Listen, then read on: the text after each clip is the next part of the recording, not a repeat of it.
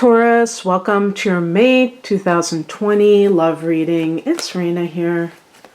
Just to let you know, I've been doing this series. They're podcast type of, audios on Taurus and different signs. I've only gotten to Taurus and Taurus. I've only done a couple so far, but I'm going to keep going on those, so just keep that in mind too. Check my playlist for updates. So let's see. And this can be if you are single or in a relationship. I try to, do both.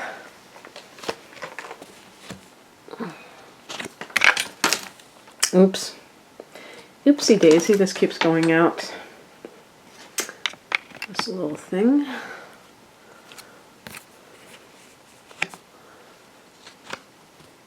Oh my goodness.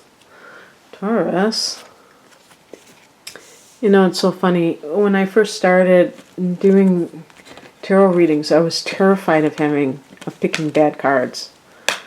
Because I didn't want to, bum anybody out. And I realized after a while that it's really silly to be like that, because it's not about bad and good. Just like in astrology, people think that there are good transits or good planets and bad planets, and that's too simplistic. So I'm preparing you for what I'm about to say. So the heart of the matter is the Three of Swords.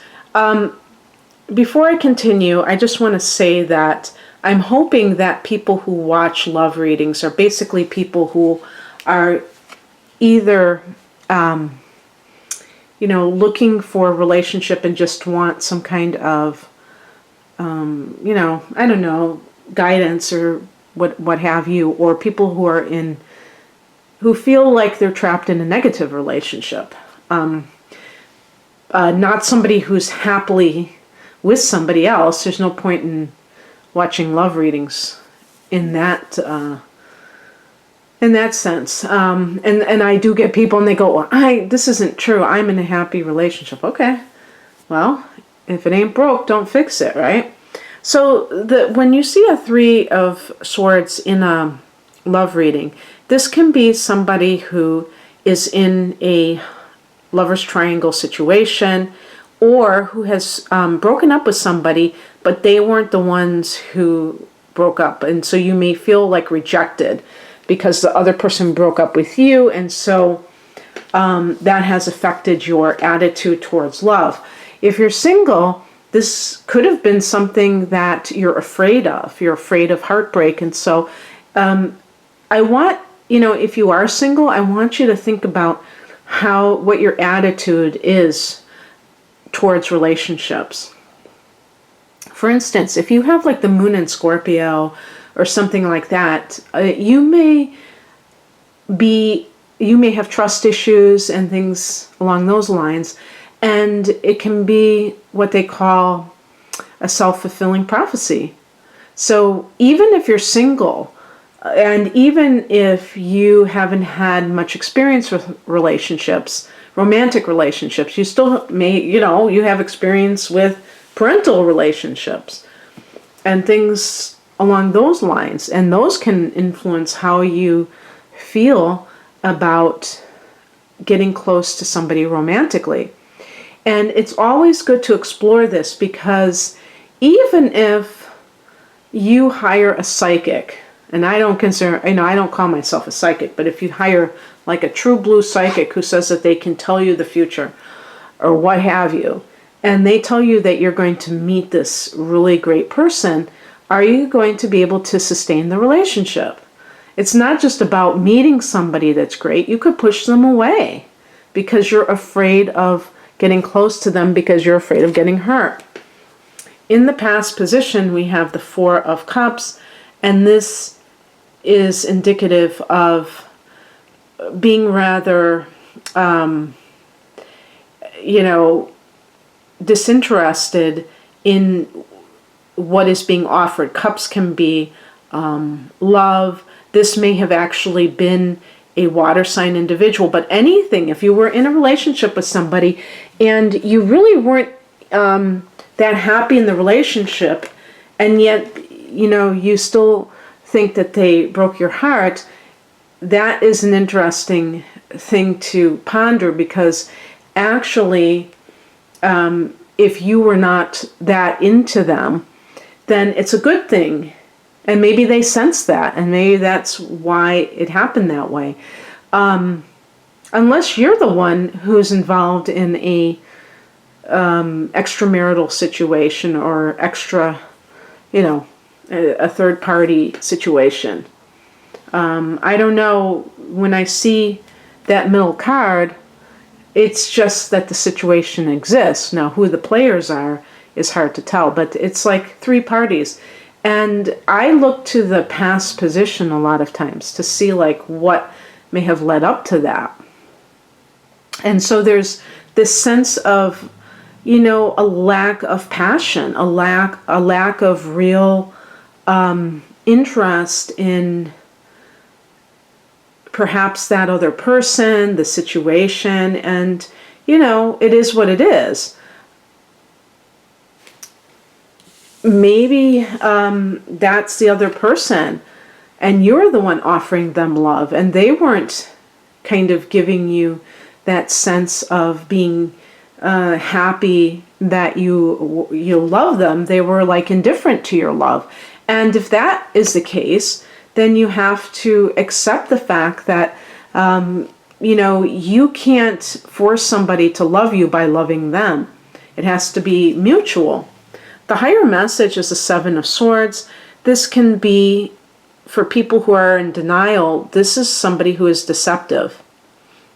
And in terms of being the spiritual message, it's kind of saying this is this person's character. So if you are in that, I get like sometimes a person will say that they got involved with somebody and then they found out that, I'll say he, because usually it's a woman who's telling me this, that he is married or in a very serious relationship, and they want to know, they'll say something like, well, he's very unhappy and blah, blah, blah. But, the thing is, he's already started off with you lying.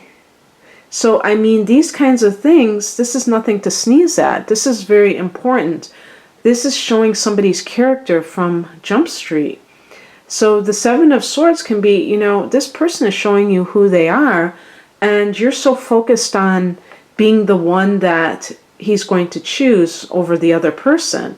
That's not, a prize. I guarantee that even if this person chooses you, you're going to be kind of like a little bit tense, because you're not going to really trust them. That little short-term high of being the one that was chosen is going to be short-lived. I think I already said short-lived. So the other thing too is about how you break something off with somebody, and being able to do so in a way that doesn't create more drama. The swords can be about drama. And so we have a couple of swords cards here. Also, if you're single, do you tend to attract people who are unfaithful to you? Sometimes when I look at charts, when I'm doing personal love readings, I see Chiron in either the 5th or the 7th houses, and that can indicate that there's a pattern where the person doesn't feel either that other people love them, or that they can love, or that other people will commit, or that they can commit. What crosses you is the Knight of Cups. This is a card of, somebody who's offering love to you, coming, to you in that kind of a reverential way. And when I say this is crossing you, it could be, it doesn't have to be, oh, this is a bad situation. But it might be a situation. Well, I'll put it this way: there are two possibilities. Either this is describing the person who you're talking about, and they have a lot of issues.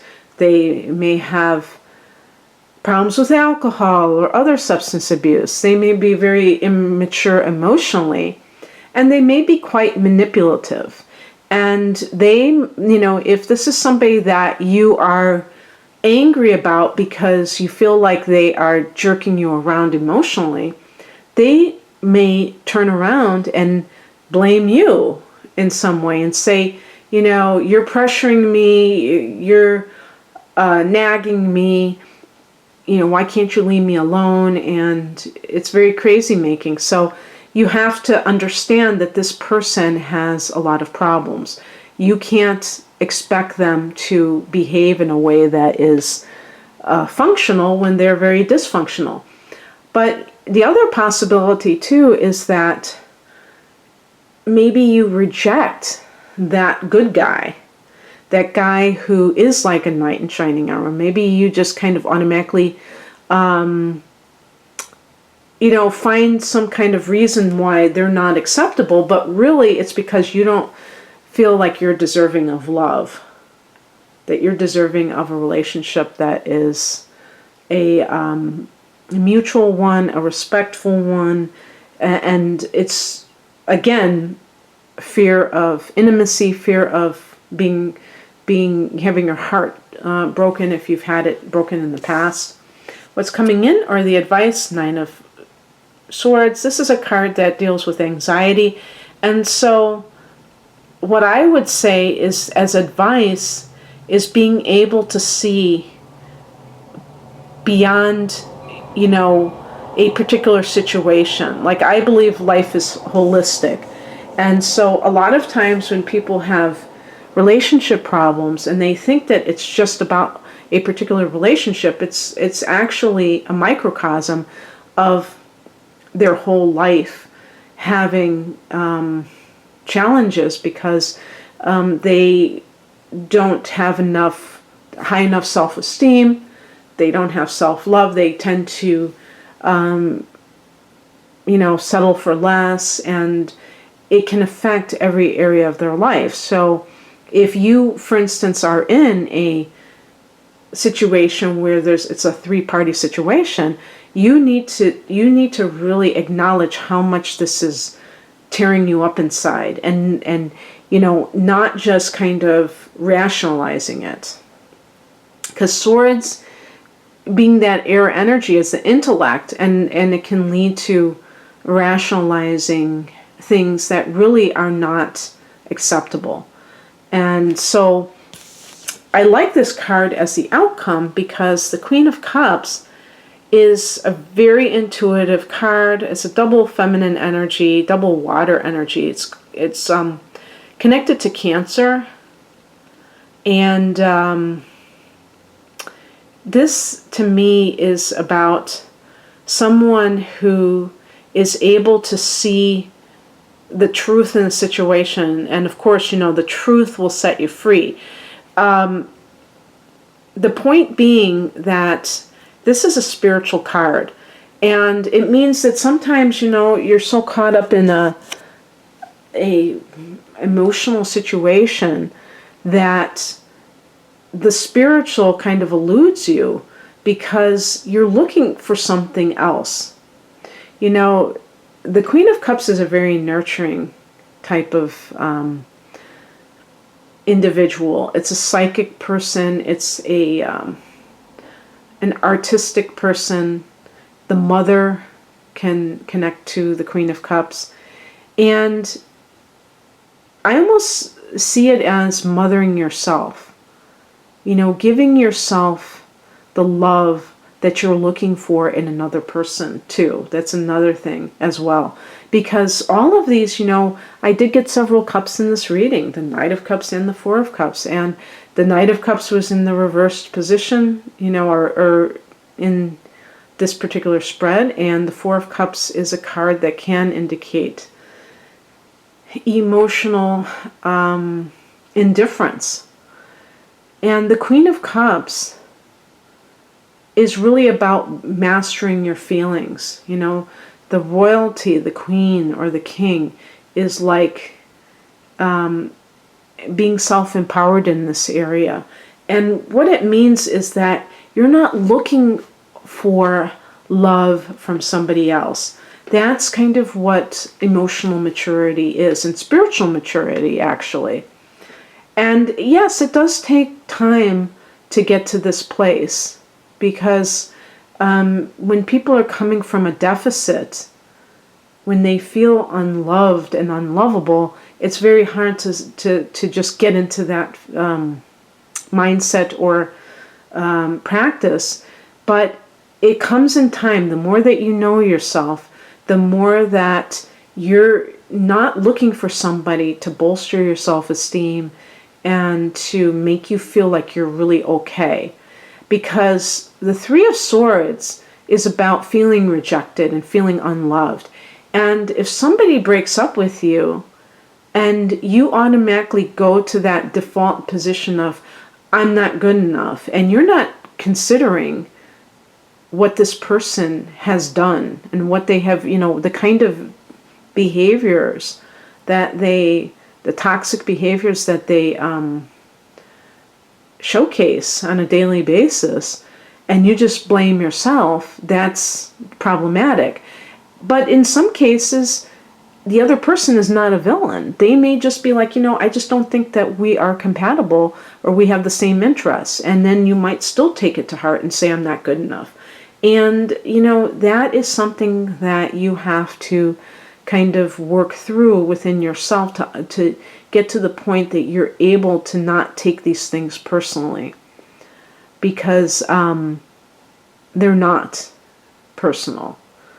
The only time they would be personal is if you have been a bad actor in the relationship. If you've been, and Taurus sometimes can be very possessive and things like that. And the other person may be like, I can't take this kind of, feeling like you think that I'm your property, especially if you're like very paranoid about them cheating or something like that, then yeah, you might have pushed somebody away. But that was kind of what I was talking about at the beginning. So it begins and ends with you.